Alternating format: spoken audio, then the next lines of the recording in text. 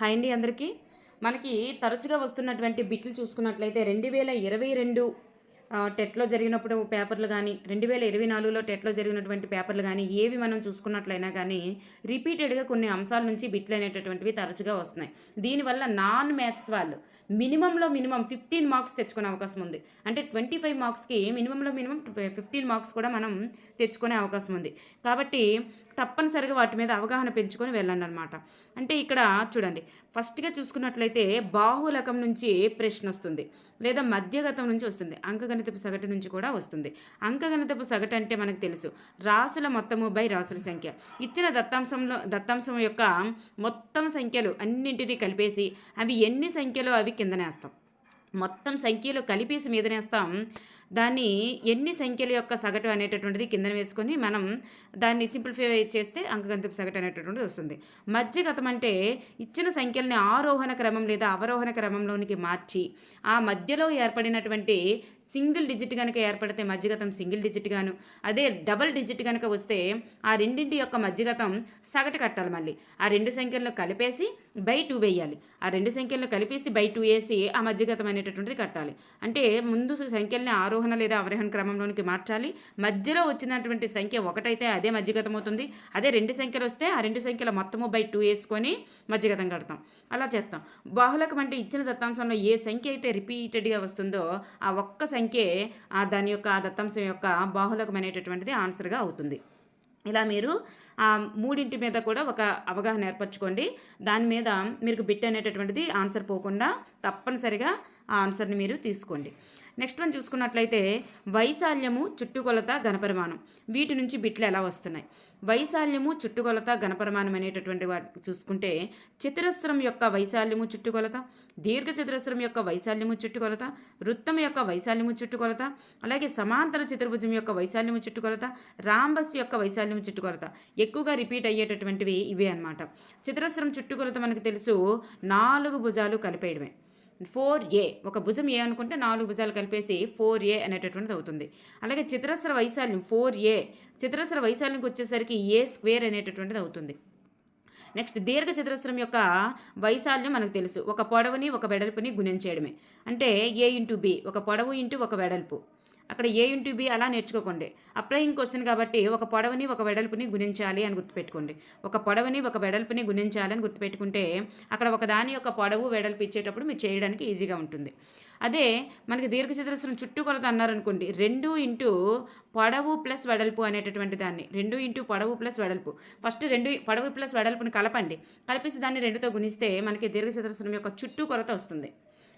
లేదా బొమ్మ వేసుకొని అయినా సరే పొడవుని 2 సార్లు వెడల్పుని 2 సార్లు కలిపేసినా కనుక మీకు చుట్టుకొలత అనేటటువంటిది వచ్చేస్తుంది.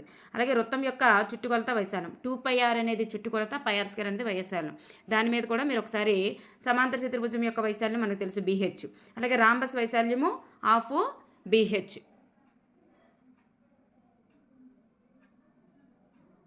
ఇలా మనకి రాంబస్ యొక్క వైశాల్యం ఒకసారి చూడండి. నెక్స్ట్ హాఫ్ BH అనేది త్రిభుజ వైశాల్యము. రాంబస్ యొక్క వైశాల్యం ఒకసారి నాకు గుర్తులేదు, ఒకసారి చూడండి. నెక్స్ట్ సమగణం యొక్క చూడండి, ఘనపరిమాణం అడిగేటప్పుడు ఎక్కడ అడుగుతున్నారంటే ఎక్కువగా సమగణం యొక్క ఘనపరిమాణం, దీర్ఘ గణం యొక్క ఘనపరిమాణం, స్తూపం యొక్క ఘనపరిమాణం, వీటి యొక్క ఘనపరిమాణాలు అనేటటువంటి అడుగుతున్నారు. మీరు ఒకసారి కోచింగ్ సెంటర్లో చెప్తారు కదా, వాటిని ఒకసారి రివైజ్ చేసుకోండి. రివైజ్ చేసుకున్నప్పుడు ఈజీగా ఉంటుంది. నెక్స్ట్ చూడండి, మనకి ఇలా బిట్టిస్తున్నారు. ఇలా బిట్టిచ్చినప్పుడు ఎక్స్ వాల్యూ అనేటటువంటిది ఎంతో కొంత ఇస్తున్నారు. ఇచ్చి దీనిలో ఎక్స్ వాల్యూని అనేటటువంటి దాన్ని వేసి సింప్లిఫై చేసి ఏ యొక్క విలువ అనేటటువంటిది, ఇందులో ఏ అనేటటువంటిది ఉంది కదమ్మా, ఈ ఏ యొక్క విలువ కనుక్కోమంటారు. కానీ ఒక్కోసారి ఏ విలువ కాకుండా ఏ స్క్వేర్ విలువ కనుక్కోమంటారు. మీరు బాగా అబ్జర్వ్ చేయండి. అక్కడ ఏ యొక్క విలువ అడిగారా, ఏ స్క్వేర్ యొక్క విలువ అడిగారా అనేటటువంటిది బాగా అబ్జర్వ్ చేయండి. అబ్జర్వ్ చేస్తే ఇప్పుడు సింప్లిఫై చేసినప్పుడు ఏ ఎక్స్ వాల్యూ ఎంత ఇచ్చారు, 0 ఇచ్చారు కాబట్టి ఎక్స్ ఉన్న దగ్గరల్లా 0 వేసేస్తాం. 0 వేసినప్పుడు మనకి ఏ వాల్యూ అనేటటువంటిది -5 వచ్చిందమ్మా. -5 వచ్చింది. మనకి ఎంత కావాలి? ఏ స్క్వేర్ వాల్యూ కావాలి. సో, -5ని స్క్వేర్ చేస్తే మైనస్‌ని స్క్వేర్ చేసినా సరే మనకి వాల్యూ అనేటటువంటిది ప్లస్‌లోనే వస్తుంది. కానీ ఆప్షన్స్‌లో మైనస్‌ల్లో కూడా వాల్యూ ఇస్తారు. మీరు నాన్ మ్యాథ్స్ వాళ్ళు మైనస్‌ని స్క్వేర్ చేస్తే మైనస్ వస్తుందని చెప్పేసి అనుకోవద్దు. అది ప్లస్ వస్తుంది. తప్పనిసరిగా వాటి గురించి తెలుసుకోండి. వర్గాలు చేసేటప్పుడు మైనస్ అనేటటువంటిది వర్గం చేస్తే ప్లస్ వస్తుంది. అదే ఘనమూలం చేసామనుకోండి, ఘనం అనేటటువంటిది చేస్తే, వర్గమూలం కాదు, ఘనం అనేటటువంటిది చేస్తే అప్పుడు మాత్రం మైనస్ వాల్యూ మైనస్నే వస్తుందన్నమాట. నెక్స్ట్ మనకి చూస్తే ఘనపరిమాణం అనేటటువంటిది ఇస్తారు. ఇలా ఘనపరిమాణం ఇచ్చేసి వైశాల్యం చూడండి, భూ వైశాల్యం, ఘనపరిమాణం ఇస్తారు, భూ వైశాల్యం ఇస్తారు. రెండూ ఇచ్చి సమగణం యొక్క ఎత్తు కనుక్కోండి అంటారు. ఎత్తు కనుక్కోండి అనేటప్పుడు ఇదేంటి అని మీరు టెన్షన్ పడొద్దు. అసలు ముందు వాటి సూత్రం వేయండి. దీర్ఘగణం యొక్క ఘనపరిమాణానికి సూత్రం వేయండి. దీర్ఘగణం యొక్క ఎత్తుకి ఎంత అడిగారు. ఘనపరిమాణానికి సూత్రం ఏంటి? L B H. మనకి ఎల్బీలు ఇవ్వలేదు కదని కంగారు పడిపోవద్దు. ఎల్బీ అంటే ఏంటి? భూ వైశాల్యం అంటేనే ఎల్బీ అనమాట. భూ వైశాల్యం అంటేనే ఎల్బీ. అందువల్లే మనకి అక్కడ పొడవు ఇంటూ వెడల్పు అనేటటువంటిది ఇవ్వలేదు. అరే ఇక్కడ ఘనపరిమాణం ఇచ్చారు, పొడవు వెడల్పు ఇవ్వలేదు, వైశాల్యం ఇచ్చేసారు, ఏదో ఇచ్చేసారు, ఎత్తు కనుక్కోమన్నారని కంగారు పడకూడదు. ఇక్కడ ఎల్బీ అంటే ఇక్కడ భూ వైశాల్యం అనమాట. అందుకు మనం ఎల్బీకి బదులుగా భూ వైశాల్యం అనేటటువంటిది డైరెక్ట్గా ప్రతిక్షేపించవచ్చు. ఎల్బీహెచ్ అనేటటువంటిది 625 ఇచ్చారు. సో బీహెచ్ వాల్యూ అనేటటువంటిది 25 వేసేసి ఇలా మనం హెచ్ వాల్యూ అనేటటువంటిది కట్టేయచ్చు. హెచ్ వాల్యూ 25 అనేటటువంటిది వస్తుందన్నమాట. అర్థమైందండి. సో ఘనపరిమాణం అడిగేటప్పుడు భూ వైశాల్యం ఎక్కువగా ఇస్తారు. స్తూపం ఘనపరిమాణంకే ఎక్కువగా ఇస్తారనమాట. నెక్స్ట్ దీర్ఘగణం కానీ ఇలాంటివి ఏవి ఇచ్చినా సరే మీరు కంగారు పడిపోవద్దు అనమాట. నెక్స్ట్ వన్ చూడండి, వృత్త వైశాల్యం కనుక్కునేటప్పుడు కూడా మనకి వ్యాసము అనేటటువంటిది ఇస్తారమ్మా. వృత్త వైశాల్యం కనుక్కునేటప్పుడు వ్యాసము అనేటటువంటిది ఇస్తారు. నాన్ మ్యాథ్స్ వాళ్ళు అరే నాకు వృత్త వైశాల్యం సూత్రం తెలుసు, మరి πr² = నాకు ఎంత అనేది తెలుసు కాబట్టి దీనిలో πr² నాకు సూత్రం తెలుసు కాబట్టి డైరెక్ట్గా ప్రతిక్షేపించేస్తున్న ఆల్రెడీ 6 వాల్యూ ఇచ్చాడు అని చెప్పేసి అనుకోకూడదు. ఇది వ్యాసము. వ్యాసం అంటే డి అని అర్థము. 2 వ్యాసార్థాల మొత్తము అని అర్థం అనమాట. 2 వ్యాసార్థాల మొత్తం అనేటటువంటిది ఇచ్చారు అంటే మనకి అందులో సగం అనేటటువంటిది మనం వ్యాసంగా తీసుకోవాలి. ఈ మొత్తం వాల్యూ మనకి ఇచ్చారు, కానీ వృత్త వైశాల్య సూత్రంలో సగమే అనేటటువంటిది ఉంటుంది. సో ఆర్ అనేటటువంటిది ఉంటుంది. మనకి వృత్త వ్యాసం అంటే డి అనేటటువంటిది ఇచ్చారు కాబట్టి ఆర్ కావాలంటే d/2 అంటే 28లో సగమే తీసుకోవాలి, 14 తీసుకోవాలన్నమాట. ఇక్కడ వ్యాసం ఇచ్చారా, వ్యాసార్థం ఇచ్చారా తప్పనిసరిగా చూసుకొని వృత్త వైశాల్యానికి సూత్రంలో ఆర్ అంటే ఈ πr², ఆర్ అంటే వ్యాసార్థము, అంటే వ్యాసంలో సగం తీసుకోవాలి. సో మనకి 14 వచ్చింది. వ్యాసం 14 × 14 అనేటటువంటిది తీసుకొని ఈ సమ్ అనేటటువంటిది చేయాలి. అంటే ఇన్స్ట్రక్షన్ ఏంటంటే ఇక్కడ వ్యాసార్థం ఇచ్చారా, వ్యాసం ఇచ్చారో చూసుకొని చేయండి. నెక్స్ట్ ఘనాలు పక్కపక్కనే ఉంచితే దీర్ఘగణం యొక్క పొడవు ఎంత అని అంటారు. ఘనాలు పక్కపక్కనే ఉంచితే దీర్ఘగణం యొక్క పొడవు ఎంత అని అడుగుతారు. అయితే ఇక్కడ మూడు చూడండి అమ్మా, ఇక్కడ చూడండి 3 వాల్యూస్ ఇచ్చారు. 3 వాల్యూస్ అనేటటువంటి దాన్ని ఇచ్చారు. 3 వాల్యూస్ ఇచ్చారు. 3 వాల్యూస్ ఇచ్చినప్పటికీ మనకి ఏమడిగారు చూడండి, ఘనాలు పక్కపక్కనే ఉంచితే దీర్ఘగణం యొక్క పొడవు ఎంత అని అన్నారు. కానీ ఇక్కడ ఎన్ని ఘనాలను కలపమన్నాడు అనేటటువంటిది మాత్రం చూడండి, ఎన్ని ఘనాలను కలిపి దీర్ఘగణం ఏర్పరచమన్నారు, ఎన్ని ఘనాలను కలిపి దీర్ఘగణం పొడవు అడిగారు అనేటటువంటిది చూడాలి. 2 ఘనాలు అడిగారా, 3 ఘనాలు అడిగారా? ఇది అనేటటువంటిది నేనేమి సృష్టించట్లేదు, ఆల్రెడీ మనకు వచ్చిన బిట్టే. చూడండి ఒకసారి టెట్లో వచ్చినటువంటి బిట్ అనమాట. ఇక్కడ చూస్తే 3 ఘనాలు ఇచ్చారమ్మ, 3 కొలతలు అనేటటువంటివి ఇచ్చారు. ఇచ్చి 2 ఘనాలు పక్కపక్కనే ఉంచితే ఏర్పడే దీర్ఘగణం యొక్క పొడవు ఎంత అని అన్నారు. దీర్ఘగణం యొక్క పొడవు ఎంత అన్నారు. చూడండి ఇక్కడ మనకి ఎన్ని ఘనాలు కలపమన్నారు, పక్కపక్కన 2 ఘనాలు అనేటటువంటివి కలపమన్నారు. కానీ మనకి ఇక్కడ ఎన్ని కొలతలు ఇచ్చారు, 3 కొలతలు ఇచ్చారు. అలాగని 3 కొలతలతో ఇక్కడ మీరు చేసేయకూడదు, 3 కొలతలతో చేసేయకూడదు. 2 ఘనాలే అడిగారు కాబట్టి 2 ఘనాలే తీసుకోవాలన్నమాట. ఇప్పుడు 2 ఘనాలు ఏమవుతుంది, ఇక్కడ ఒక 2, ఇక్కడ ఒక 2, దీని పొడవు 2, దీని పొడవు 2, మొత్తం 4 సెంటీమీటర్లు అనేటటువంటిది ఆన్సర్ అవుతుందన్నమాట. అర్థమైందండి. నెక్స్ట్ వన్, నిష్పత్తి అనుపాతం నుంచి బిట్లు అనేటటువంటి వస్తున్నాయి. నిష్పత్తి అనుపాతం నుంచి బిట్లు అనేటటువంటి వస్తున్నాయి. అయితే నిష్పత్తి కట్టడం మీద ఇస్తున్నారు, అనుపాతంలో ఉన్నాయి అని ఇస్తున్నారు. ఏవైనా రెండు నిష్పత్తులు అనుపాతంలో ఉన్నాయి అని ఇస్తారు. ఇచ్చేటప్పుడు ఏం చేయాలంటే ఏడీ ఈక్వల్స్ టు బీసీ చేయాలి. ఏడీ ఈక్వల్స్ టు బీసీ చేసి వాటి యొక్క ఆన్సర్ అనేటటువంటిది సింప్లిఫై చేయాలి. అలాగే బహుళ నిష్పత్తి అని అడుగుతున్నారు. బహుళ నిష్పత్తి అని అంటారు. బహుళ నిష్పత్తి అని అన్నప్పుడు ఏసీ ఈక్వల్స్ టు బీడీ చేయాలి. ఏసీ ఈక్వల్స్ టు బీడీ చేయాలి. అప్పుడు సింప్లిఫై చేయాలన్నమాట. సింప్లిఫై చేస్తే అక్కడ మనకి ఆన్సర్ అనేటటువంటిది వస్తుందన్నమాట. ఆన్సర్ అనేటటువంటిది వస్తుంది. ఇక్కడ చూడండి, యాక్చువల్గా మనకి నిష్పత్తులు సింప్లిఫై చేసినప్పుడు ఏమవుతుంది, 31 జా 32 జా. సో 1:2 అనేటటువంటిది దీని ఆన్సర్. అలాగే ఇక్కడ చూసుకున్నట్లయితే ఏమవుతుంది, 20తో చేయండి, 25తో చేయండి. 25 8 జారు, అలాగే 25 10 జారు, అలాగే 2 4 జారు, 2 5 జారు. సో 4:5 అనేటటువంటిది వస్తుంది అనమాట. ఇక్కడ 4:5 లేదా 50తో చేసినా కానీ 4:5 అనేటటువంటిది వస్తుంది. అలా మీరు నిష్పత్తి అనుపాతాలకు సంబంధించి ఏ ఒక్కటి కూడా మిస్ అవ్వకుండా చేయండి. నెక్స్ట్ భిన్నాల రూపంలో ఉన్నటువంటి వాటిని కూడా నిష్పత్తిలో మనకి సింప్లిఫై చేయమని చెప్పేసి కూడా అడుగుతుంటారు. ఒకసారి వాటి గురించి కూడా చూసుకోండి. నెక్స్ట్ శాతాల్లోనికి మార్చమంటారు. సింపుల్గా మనకి ఎక్కువగా రిపీట్ అవుతున్నటువంటి బిట్ ఏంటంటే, ఇలా ఒక భిన్నం ఇచ్చేస్తారు, దీన్ని శాతంలోనికి మార్చండి అంటారు. భిన్నం ఇచ్చేస్తే శాతంలోనికి మార్చమంటారు. అప్పుడు ఏం చేయాలంటే చూడండి, ఇక్కడ ఇంటూ 100 చేస్తారమ్మా. భిన్నం ఎలాగున్నది అలా వేసేసి ఇంటూ 100 అనేటటువంటిది వేయండి. ఇక్కడ సింప్లిఫై చేసినప్పుడు ఏమొస్తుంది అక్కడ ఆన్సరు, 25 × 7, 25 × 7/2. సో 7 5 జా 35, 7 2 జారు 14. సో 175/2 అనేటటువంటిది వచ్చింది.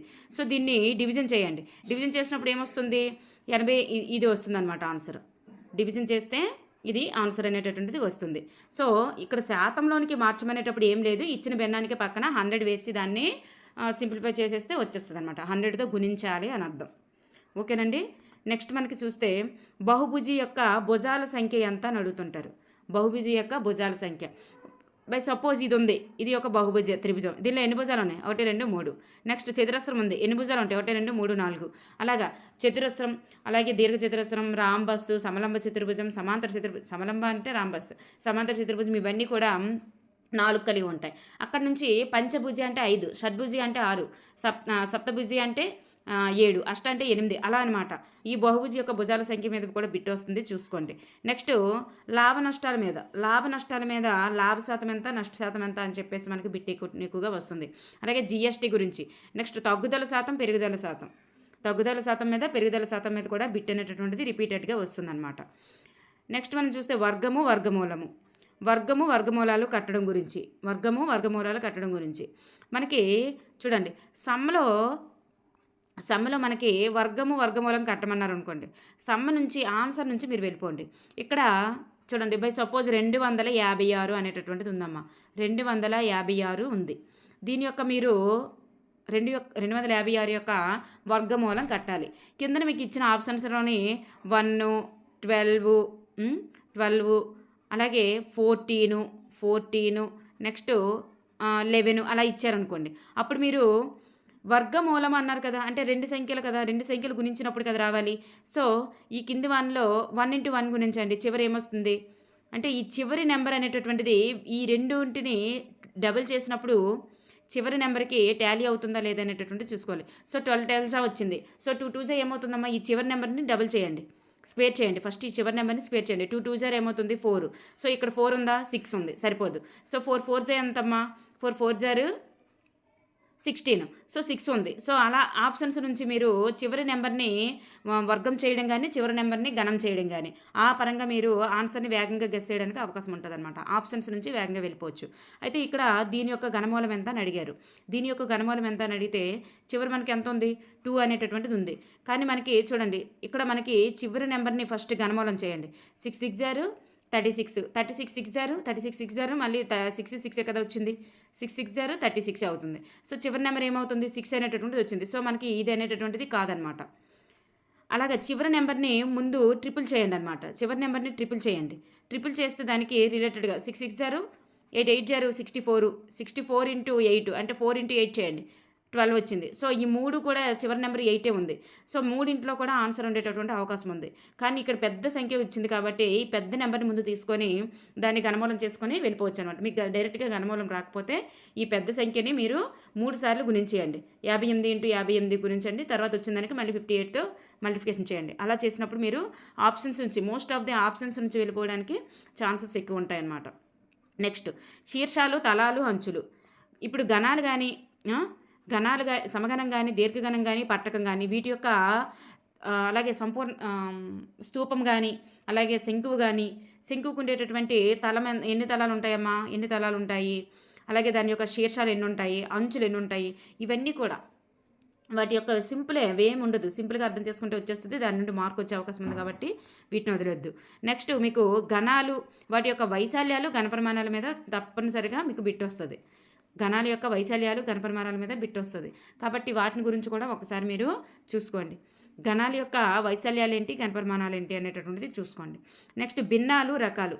భిన్నాలు, రకాలు చూసుకున్నట్లయితే హారాలు సమానంగా ఉన్నవి, హారాల్లో సమానంగా ఉన్నాయి అనుకోండి, వాటిని యొక్క ఇవన్నీ చేయొచ్చు. అయితే భిన్నాల రకాలు ఏముంటాయి? క్రమ భిన్నం ఉంటుంది, అపక్రమ భిన్నం ఉంటుంది, మిశ్రమ భిన్నం ఉంటుంది. క్రమ భిన్నం అంటే ఏంటి? లవం తక్కువగా ఉండి హారం ఎక్కువగా ఉంటే దాన్ని క్రమ భిన్నం అని అంటారు. అపక్రమ భిన్నం అంటే ఏంటి? లవంలో అంటే పైన పెద్ద సంఖ్య ఉండి కింద చిన్న సంఖ్య ఉంటే దాన్ని అపక్రమ భిన్నం అని అంటారు. మిశ్రమ భిన్నం అంటే ఏంటి? ఇలా 1 and 1/2 అలా వస్తుంది అనమాట. 1 and 1/2 ఇలా వస్తుంది. అంటే మోస్ట్ ఆఫ్ ది అపక్రమ భిన్నమే అలా మిశ్రమ భిన్నంలోనికి మారడం జరుగుతుందన్నమాట. అపక్రమ భిన్నమే మ్యాక్సిమం మిశ్రమ భిన్నంలోనికి ఇలా మార్చడం జరుగుతుందన్నమాట. ఇది మిశ్రమ భిన్నాలు. వాటి యొక్క భిన్నాల రకమైన మీదైనా మీకు ఈజీగా కావాలంటే బిట్ అడగొచ్చు. లేదా హారాలు సమానంగా ఉన్నప్పుడు ఇగోండి ఇచ్చిన భిన్నాలలో ఆ హారాలు సమానంగా ఉన్నాయనుకోండి. బై సపోజ్ 1/4, 3/4, 5/4 ఇలా ఉంటుంది. ఇందులో అతి పెద్ద సంఖ్య ఏది, అతి చిన్న సంఖ్య ఏది, లేకపోతే పెద్ద సంఖ్య ఏది, చిన్న సంఖ్య ఏది అని చెప్పేసి మనకు అడగొచ్చు. లేదా వీటిని ఆరోహణ క్రమంలో మార్చమనొచ్చు. కింద హారాలు సమానంగా ఉన్నప్పుడు వాటిని ఆరోహణ క్రమంగానే అవరోహణ క్రమంగానే మార్చవచ్చు. హారాలు సమానంగా ఉంటే మీదన సంఖ్య ఏది చిన్నది ఉంటే అది పెద్ద సంఖ్య అవుతుంది. మీదన ఉన్నటువంటి సంఖ్య ఏది చిన్నది ఉంటే అది పెద్ద సంఖ్య, ఏది పెద్ద నెంబర్ ఉంటుందో అది చిన్న సంఖ్య అన్నమాట. అలా మీరు ఆరోహణ క్రమంగానే అవరోహణ క్రమంగానే మార్చవచ్చు. పెద్దది చిన్నది కూడా గమనించవచ్చు. వాటి యొక్క కసాగు కట్టాలన్నా సింప్లిఫై చేయాలన్నా సరే, వాటి మొత్తంగా చేయాలన్నా, కలపాలన్నా, తీసివేయాలన్నా హారాలు సమానంగా ఉన్నప్పుడు మీదవన్నీ కూడా కలిపేయడం, మీదవన్నీ కూడా తీసివేసేయడం ఇలా. లేదంటే పెద్దదంటే పెద్దది గమనించడం, చిన్నది చేయడం, గుర్తించడం, ఇవన్నీ కూడా మీకు ఈజీ అవుతుంది. కానీ హారాలు సమానంగా లేవనుకోండి, అప్పుడు ఏం చేస్తారు? కసాగు అనేటటువంటిది కడతారు. కసాగు కట్టి దాని తర్వాత మీరు సింప్లిఫై చేసిన తర్వాత, మీరు సింప్లిఫై చేయడానికి అవ్వదు కసాగు కట్టాక, అప్పుడు మీరు ఆరోహణ లేదా అవరోహణ క్రమంలోకి మార్చడం, అదే భిన్నాలు కలపడం కానీ తీసివేయడం కానీ ఇవన్నీ కూడా చేయాలి. హారాలు సమానంగా లేకపోతే కసాగు కడతారు, హారాలు సమానంగా ఉంటే డైరెక్ట్గా చేసేస్తారు. ఇలా భిన్నాల గురించి వస్తున్నాయి. నెక్స్ట్ సౌష్ఠవం మీద బిట్ అనేటటువంటిది వస్తుందన్నమాట. లెటర్ యొక్క సౌష్ఠవాలు కట్టడం కానీ, లెటర్ ఇస్తాడు. బై సపోజ్ ఈ అనేటటువంటి లెటర్ ఉంది, దీనికి సౌష్ఠవ అక్షరాల సంఖ్య ఎంత? ఇప్పుడు మనం దీన్ని నిలువుగా కట్ చేసామనుకోండి, నిలువుగా కట్ చేశాను. ఇలా నిలువుగా కట్ చేస్తే రెండు వైపులా బోత్ ఆఫ్ కూడా ఈక్వల్గా వచ్చాయండి, రాలేదు. కానీ ఇదే అడ్డంగా కట్ చేశాను అనుకోండి, అప్పుడు బోత్ ఆఫ్ ఈక్వల్గా వచ్చింది. చూడండి, ఈ అనేటటువంటి లెటర్ని ఇలా అడ్డంగా కట్ చేస్తే మీద వైపు చూసినా కింద వైపు చూసినా ఈక్వల్గా ఉన్నాయి. అంటే ఆపోజిట్ వెర్షన్లో, పార్శ్వ విలోమంలో ఆపోజిట్ వెర్షన్లో సమానంగా ఉన్నాయి. అప్పుడు దీనికి సౌష్ఠవాక్షరాలు ఎన్ని ఉంటాయి? 2 ఉన్నట్లు అనమాట. ఏ అనే లెటర్కి ఇలా అడ్డంగా గీసినప్పుడు సౌష్ఠవం ఉండదు, కానీ నిలువుగా గీస్తే సౌష్ఠవం ఉంటుంది. సో దానికి కూడా సౌష్ఠవాక్షరాల సంఖ్య 1 ఉంటుంది. అలా 0 అనే దానికి అనేకం ఉంటాయి అన్నమాట. ఎటు నుండి గీసినా సరే అనేకం ఉంటాయి. అలా ఒక్కొక్క దానికైతే పూర్తిగా సౌష్ఠవాక్షరాలు అనేటటువంటివి ఉండవు. ఇప్పుడు బై సపోజ్ ఎల్ అనేటటువంటి లెటర్ తీసుకోండి. దీనికి సౌష్ఠవాక్షరాల సంఖ్య అనేటటువంటిది పూర్తిగా ఉండదు. ఇప్పుడు ఎలా కట్ చేసినా సరే బోత్ ఆఫ్ ఈక్వల్గా రాలేదు. అలా సౌష్ఠవాక్షరాల సంఖ్య చూసుకోండి. నెక్స్ట్ చతురస్రానికి, త్రిభుజానికి మొదలైన వాటికి కూడా సౌష్ఠవాక్షరాల సంఖ్య. ఇప్పుడు త్రిభుజాన్ని కట్ చేసాం, మధ్యలో కట్ చేస్తే వస్తుంది, ఇలా అడ్డంగా కట్ చేస్తే వస్తుందా, రావట్లేదా? చతురస్రం ఉంది, నిలువుగా కట్ చేసినా అడ్డంగా కట్ చేసినా వస్తాయి, అంటే సౌష్ఠవాక్షరాలు వస్తాయి. అలా వాటి గురించి ఒకసారి చూసుకోండి. నెక్స్ట్ సంఖ్యా వ్యవస్థ గురించి మనకి సంకలన తత్సమాంసము, గుణకార తత్సమాంసము, సంకలన విలోమము, గుణకార విలోమం అని చెప్పేసి బిట్ ఎక్కువగా వస్తుందన్నమాట. సంకలన తత్సమాంసం అన్నారనుకోండి, అక్కడ ఆన్సర్ 0 అనేటటువంటిది మీరు పెట్టేయండి. అక్కడ సంకలన అన్నారనుకోండి, సంకలనలోని సంకలన తత్సమాంసము అంటే అక్కడ చూడండి, తత్సమాంసము అన్నారనుకోండి, సంకలన తత్సమాంసము అంటే 0 పెట్టేయండి. ఆ?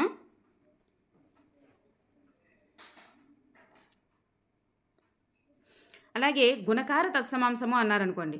గుణకార తత్సమాంసము అంటే అక్కడ ఆన్సరు 1 అనేటటువంటిది అవుతుందనమాట. ఇక్కడ తత్సమాంసం అంటే 0 1 అనేటటువంటిది గుర్తుపెట్టుకోండి. సంకలన తత్సమాంసం 0 అవుతుంది. గుణకార తత్సమాంసం 1 అవుతుంది.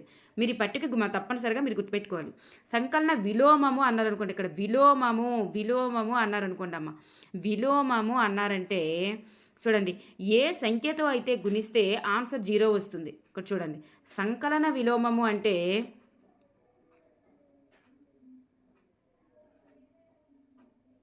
సంకలన విలోమము అంటే ఏ సంఖ్యతో గుణిస్తే 0 అనేటటువంటిది వస్తుంది. అప్పుడు ఏ సంఖ్యతో గుణిస్తే 0 వస్తుందో అప్పుడు ఆ సంఖ్యని ఎంచుకోవాల్సి ఉంటుందన్నమాట. సంకలన విలోమము అంటే. అదే గుణకార విలోమము అన్నారనుకోండి. గుణకార విలోమము అంటే ఏ సంఖ్యతో గుణిస్తే ఆన్సర్ 1 వస్తుందో, ఏ సంఖ్యతో గుణించినప్పుడు ఆన్సర్ 1 వస్తుందో ఆ సంఖ్యను మీరు ఎంచుకోవాల్సి ఉంటుంది. చూడండమ్మా, మీరు అస్సలు కన్ఫ్యూజ్ అవ్వద్దు. తత్సమాంసము అన్నారంటే మీరు 0 అనేటటువంటిది ఆన్సరు, 1 అనేటటువంటి ఆన్సర్లే వస్తాయి అక్కడ. అక్కడ సంకలన తత్సమాంసం అడిగారా, గుణకార తత్సమాంసం అడిగారా చూడండి. ఆన్సరు 0, 1 అనేటటువంటివి మాత్రమే మీరు ఎంచుకోవాల్సి ఉంటుంది. కానీ విలోమము అనేటటువంటి వాటిని అడిగారనుకోండి. విలోమము అనేటటువంటి వాటిని అడిగితే ఏ సంఖ్యతో గుణించినప్పుడు 0 వస్తుంది, ఏ సంఖ్యతో గుణించినప్పుడు 1 వస్తుంది అనే వాటిని మీరు ఎంచుకోవాల్సి ఉంటుందన్నమాట. ఓకేనండి. ఏ సంఖ్యతో గుణిస్తే 0 వస్తుంది, ఏ సంఖ్యతో గుణిస్తే 1 వస్తుంది అనేటటువంటి వాటిని. సంకలన అంటే ఏ సంఖ్యతో గుణిస్తే 0 వస్తుందని, గుణకార అంటే ఏ సంఖ్యతో గుణిస్తే 1 వస్తుందని మీరు అక్కడ గుర్తించాల్సి ఉంటుంది. నెక్స్ట్ వన్ చూస్తే గడియారంలో ముళ్ళు దూరము అనేటటువంటిది వస్తుంది. ముళ్ళుల మధ్య దూరము, గడియారంలో ముళ్ళుల మధ్య దూరం అనేటటువంటిది వస్తుంది.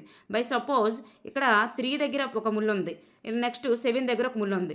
అప్పుడు ఈ రెండింటి మధ్య ఉండేటటువంటి కోణం ఎంత? మధ్య దూరం కాదు, కోణం ఎంత అని అడిగారు అనుకోండి. ప్రతి గంటకి కూడా మనకి కోణం ఎంత మారుతుందంటే 30 డిగ్రీస్ అనేటటువంటి కోణం చేస్తుందమ్మా. ప్రతి గంట వ్యత్యాసంలో మనకి 30 డిగ్రీస్ అనేటటువంటిది కనిపిస్తుంది. ఇక్కడ చూస్తే మనకి ఎంత దూరం వెళ్ళింది? 3 గంటలు అనేటటువంటిది చూడండి.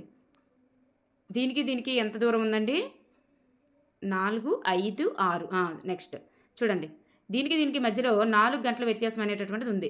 ఇక్కడ 4, ఇక్కడ 5, ఇక్కడ 6, ఇది 7 కాబట్టి వీటన్నిటికి 4 గంటల వ్యత్యాసం ఉంది కాబట్టి 30 డిగ్రీలు ఇంటూ 4 తీసుకుంటారు. సో 120 డిగ్రీలు అనేటటువంటిది కోణం వస్తుంది.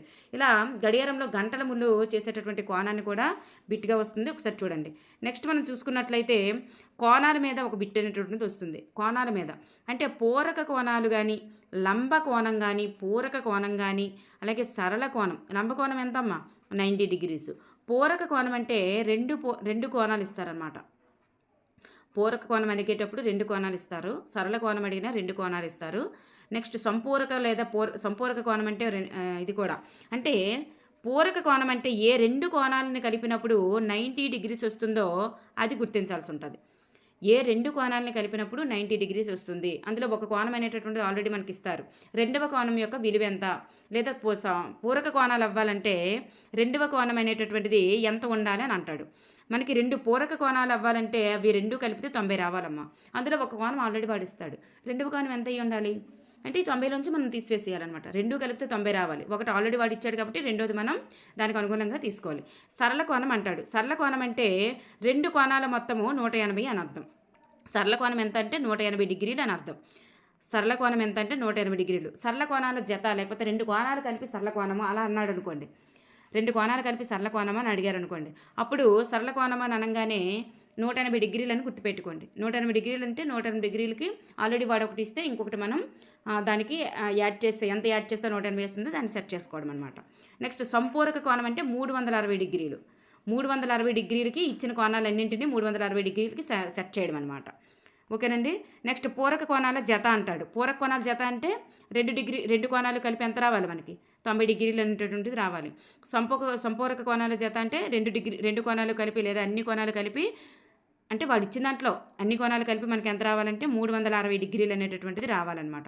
అలా మీరు ఆ కోణాలు అనేటటువంటిది చూసుకోండి. నెక్స్ట్ ఏకాంతర కోణాలు, ఏకబాహ్య కోణాలు. ఇవి ఏకాంతర కోణాలైనా ఏకబాహ్య కోణాలైనా 180 డిగ్రీలు అండి. రెండు కోణాలని కలిపినప్పుడు 180 డిగ్రీలు అనేటటువంటిది రావాలి. రెండు కోణాలు ఇస్తాడు. అవి రెండు ఏకాంతర కోణాలు అయితే ఒక కోణం విలువ ఇచ్చి రెండో కోణం విలువ ఎంత అంటాడు. అప్పుడు ఒక కోణం ఆల్రెడీ వాడు ఇస్తాడు. రెండో కోణం విలువ కావాలంటే రెండు కలిపి మనకి 180 డిగ్రీలు కాబట్టి రెండో కోణాన్ని ఏం చేయాలంటే ఈ 180 విలువను తీసివేసిస్తే మనకు వచ్చేస్తుంది. బాహ్య కోణాలన్నా ఏకాంతర కోణాలన్నా మనకి ఆ రెండు కోణాలను కలిపి 180 డిగ్రీలు ఉంటుందని గుర్తుపెట్టుకోండి. ఓకేనండి. నెక్స్ట్ మనకి ఈ త్రిభుజాల్లో రకాలు ఇస్తున్నాడు. సమబాహు త్రిభుజము, సమద్విబాహు త్రిభుజము, లంబకోణ త్రిభుజం, విషభావం త్రిభుజం. మనకి భుజాల కొలతలు ఇస్తున్నాడు. కొలతలు ఇచ్చేసి ఇది ఏ త్రిభుజం అంటాడు. 3 సెంటీమీటర్లు, 4 సెంటీమీటర్లు, 5 సెంటీమీటర్లు అలా ఇచ్చాడు అనుకోండి. మూడు కూడాను 3 వేరు కొలతలు ఉంటాయి. అందులో 3 వేరు కొలతలు ఉన్నప్పుడు ఏమవుతుంది, విషమబాహు త్రిభుజం. అందులో ఏ రెండు భుజాలు సమానంగా ఉన్నా అది సమద్విబాహు త్రిభుజం. 3 భుజాలు సమానంగా ఉంటే అది సమబాహు త్రిభుజం. అందులో మనకి ఒకటి లంబకోణం అన్నాడు అనుకోండి. ఒకటి లంబకోణం ఇచ్చి 2 భుజాలు ఇచ్చాడు. ఒకటి లంబకోణం తప్పనిసరిగా మెన్షన్ చేశాడంటే లంబకోణ త్రిభుజం అని గుర్తుపెట్టుకోండి. అలా మనకి భుజాల గురించి ఇస్తున్నాడు. అదేవిధంగా ఆ భుజాల యొక్క చుట్టుకొలతలు కూడా ఇస్తాడు. చుట్టుకొలతలు అంటే ఈ అంటే 3 భుజాలు ఇస్తాడమ్మా. 3 భుజాల కొలతలు కూడా ఇచ్చేసి ఈ త్రిభుజం యొక్క చుట్టుకొలత ఎంత అని అంటాడు. అలా కూడా ఇచ్చినప్పుడు ఆ భుజాలన్నింటినీ కలిపిస్తే మనకి చుట్టుకొలత అనేటటువంటిది వస్తుంది. త్రిభుజం యొక్క చుట్టుకొలతకు సూత్రం ఏంటి, 3 భుజాలు కలిపేయడమే కదా. సో 3 భుజాలను కలిపేసి చుట్టుకొలత అనేటటువంటిది కట్టవచ్చు. నెక్స్ట్ ఘాతాంకాల నుంచి మనకి బిట్ అనేటటువంటిది రిపీటెడ్గా వస్తుంది. వాటిని ఒకసారి చూసుకున్నట్లయితే a⁴m/n అంటే a⁴m-n అని దాని యొక్క సూత్రం. నెక్స్ట్ a⁴m+a⁴n అని ఇచ్చారు అనుకోండి. అప్పుడు a⁴m+n అంటే మీద కలిపేయడమే. కింద భూములు సమానంగా ఉన్నప్పుడు మీద కలపాలి. ఇక్కడ భూములు సమానంగా ఉన్నప్పుడు మీద అవి తీసివేయాలని గుర్తుపెట్టుకోండి. అదేవిధంగా a⁴0 వాల్యూ ఎంత అంటే 1. a⁴0 వాల్యూ అంటే దేనికైనా ఏదో ఒక సంఖ్య ఇచ్చి దాని పవర్ ఆఫ్ 0 ఇచ్చారనుకోండి. అప్పుడు దాని వాల్యూ ఎంత అంటే 1. అలాగే ఏదైనా ఒక సంఖ్య ఇచ్చి ఒక 15⁻1 దీని యొక్క విలువ ఎంత అన్నాడు అనుకోండి. ఏదైనా ఒక సంఖ్య ఇచ్చి దాని పవర్ ఆఫ్ ఇస్తే దాని వాల్యూ ఎంత అవుతుందంటే మీద పవర్ ఉన్నా ఒకటే లేకపోయినా ఒకటే కాబట్టి దాని వాల్యూ ఏమవుతుందంటే ఇచ్చిన నెంబరే దాని వాల్యూ అవుతుంది. అంటే 15 దీని వాల్యూ అవుతుంది. కానీ a⁴0 అంటే దాని వాల్యూ ఎంత అవుతుందంటే 1 అనేటటువంటిది ఆన్సర్ అవుతుంది. వీటి నుంచి ఈ న్యాయాల నుంచి ఎక్కువగా బిట్ వస్తున్నారనమాట. ఇప్పుడు ఫర్ ఎగ్జాంపుల్ ఇలా ఇచ్చారు చూడండి. a² అలాగే 2 × a⁴22 4 × a⁴26 ఇలా ఇచ్చారు. ఇలా ఇచ్చినప్పుడు మనం ఏం చేయాలి, ఫస్ట్గా నెంబర్స్ ఇచ్చారు కదా, ఈ నెంబర్స్ అనేటటువంటిది ముందు మల్టిప్లికేషన్ చేసేయండి. 2 × 4 8. తర్వాత ఇవన్నీ కూడా పక్కపక్కన రాసుకోండి. ఇలా పక్కపక్కన రాసాం. అప్పుడు కింద భూములన్నీ కూడా సమానంగా ఉన్నాయి. మీద ఘాతాంకాలు ఏం చేయాలి, a⁴m a⁴n ప్రకారం మీద ఘాతాంకాలన్నీ కూడా కలపాలి, గుణించకూడదు, కలపాలి. కలిపినప్పుడు మనకి 48 అనేటువంటిది వస్తుంది. సో దీని ఆన్సర్ ఇలా అనమాట. ఓకేనండి. కింద భూములు ఉండేటప్పుడు మీద కలిపేయాలి. ఇలా బయల్లో ఇచ్చారనుకోండి, బయల్లో ఇచ్చినప్పుడు మీద ఘాతాంకాలు తీసివేయాలి. అలా మీరు చేయండి. నెక్స్ట్ బహుపదులు అనేటటువంటి వాటిని ఇస్తాడు. ఇచ్చినప్పుడు వాటిని కలపాలి. కలిపేటప్పుడు ఏం చేయాలి చూడండి. ఇవి ఫస్ట్ ABC అని ఉన్నాయా, ఇవి ఒకేలాంటివన్నీ కూడా ఒక దగ్గర వేసుకోవాలి. ఒకలాంటివన్నీ కూడా ఇలా ఒక దగ్గర వేసుకొని కలపాలి. చూడండి ABC ఇట్లా ఉన్నాయి, కానీ దీంట్లో ఏ ఉందా, లేదు. ఏకి సంబంధించింది లేనప్పుడు ఏ దగ్గర ఖాళీ ఉంచేయండి. ఖాళీ ఉంచేసి ఇలా వేసుకొని దాన్ని మిక్సప్ చేయండి. తీసివేయడం, కలపడం కానీ ఏం చేయాలన్నా సరే ఇలా చేసుకొని చేయండి అనమాట. నెక్స్ట్ ఒక సమ్ ఇచ్చారు. ఈ సమ్ని ఇలా డివిజిబుల్ చేయమన్నారు.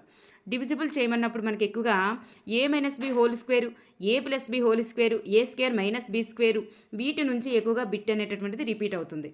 a - b² a + b² a - b² వీటి నుంచి బిట్ ఎక్కువగా రిపీట్ అవుతుంది. కాబట్టి చూడండి, ఇచ్చిన సమ్మని మీదని ఉన్నదాన్ని చూడండి, ఇక్కడ డివిజిబుల్ చేయమన్నారు కదా, దీనిని ముందుగా నేను ఎలా వేశానంటే 5pq. చూడండి, p² - q² నేను రాయొచ్చు, p + b × p - b అని రాశాను, p - q అని రాశాం. నెక్స్ట్ కింద ఉన్నదాన్ని చూడండి ఇలా వేశానమాట. మీకు ఇచ్చిన డివిజిబుల్కి ఇచ్చిన దానికి అక్కడ ఉన్నదానికి ఏమైనా రిలేషన్ ఉందా అని మీరు కొంచెం గుర్తించాలి. రిలేషన్ ఉంది అని గుర్తించినప్పుడే మీరు ఆన్సర్ చేయగలుగుతారనమాట.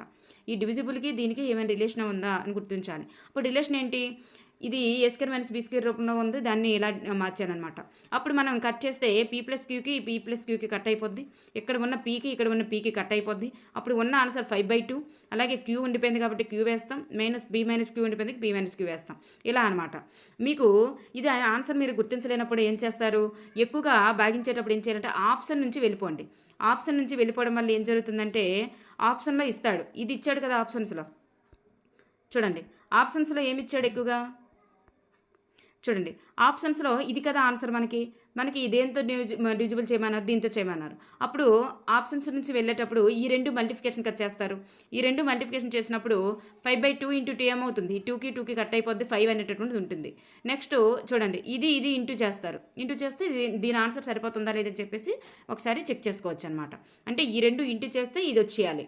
అంతే కదా! అలా కూడా మీరు వేగంగా అయిపోవడం కోసం మీరు ఆప్షన్స్ నుంచి కూడా వేగంగా దాన్ని ఆన్సర్ పెట్టేయొచ్చు అనమాట. నెక్స్ట్ ఇక్కడ చూస్తే చూడండి దీని యొక్క విలువ ఎంత అని అడిగారమ్మా. మీకు ఏం చెప్పాను ఇప్పుడేని a⁴ ఇలా ఏదైనా ఉంటే దాని పవర్ ఆఫ్లో 0 ఉంటే దాని యొక్క వాల్యూ ఎంత అని చెప్పాను. 1 అనేటటువంటిది వాల్యూ. మీరు ఇక్కడ 10⁻0 ఇచ్చారు కదా.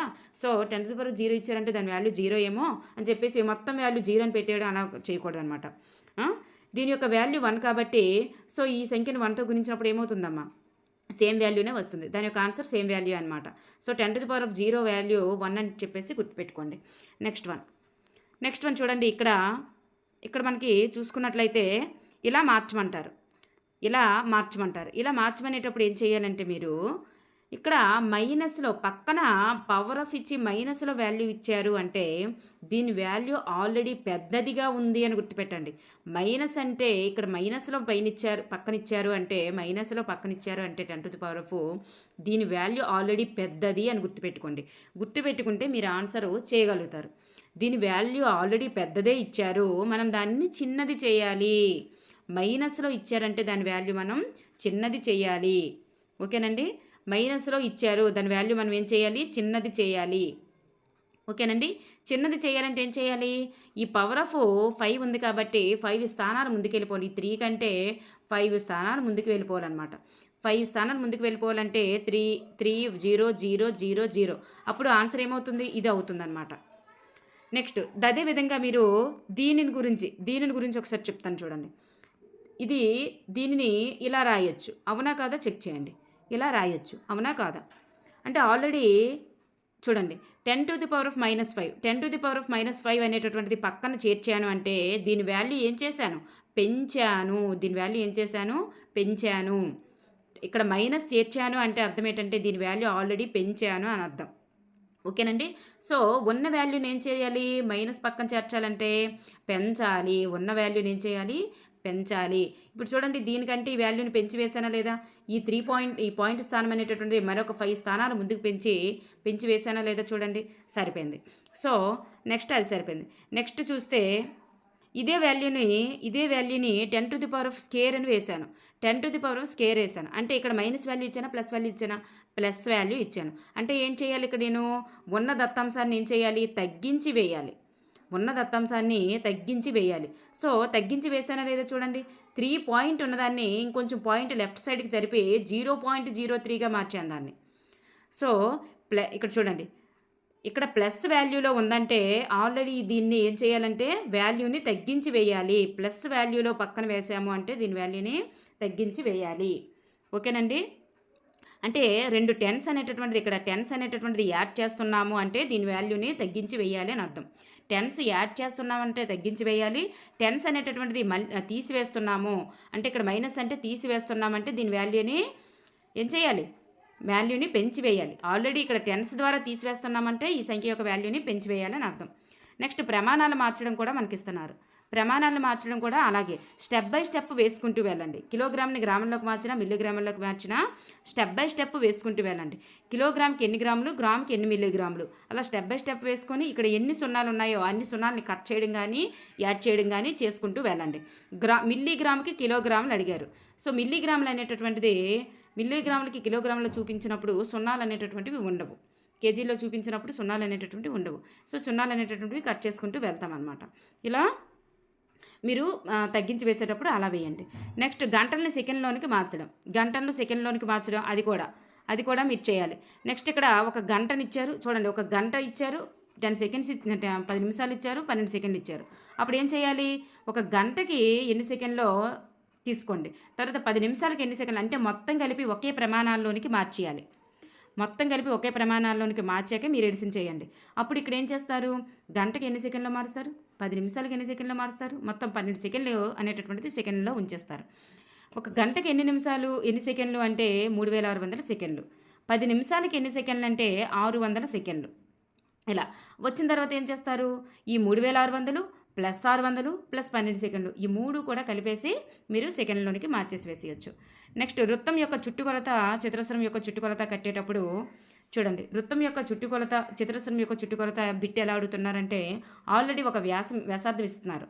వ్యాసార్థం ఇచ్చేసి కంచె చుట్టూ ఇంత వ్యాసార్థం కలగన అని చెప్పేసి ఇచ్చి కంచె చుట్టూ తిరిగి రావడానికి అలా ఇస్తారు. కంచె చుట్టూ తిరిగి రావడానికి లేదా చూడండి ఒక ప్రహరీ గోడ చుట్టూ తిరిగి రావడానికి అంటారు. చుట్టూ తిరిగి రావడానికి అని అంటున్నారంటే అక్కడ చుట్టూ కొలత అడుగుతున్నారా అని అర్థం. అయిపోయింది, చుట్టూ కొలత అడుగుతున్నారా అని అర్థం అనమాట. అలా మీరు ఈజీగా చుట్టూ కొలతని కట్టేయండి. Thank you everyone. ఈ రకంగా మీరు కొన్ని ఇన్స్ట్రక్షన్స్ ఫాలో అవుతూ మ్యాథ్స్ అనేటటువంటివి ఈజీగా చేసేయండి.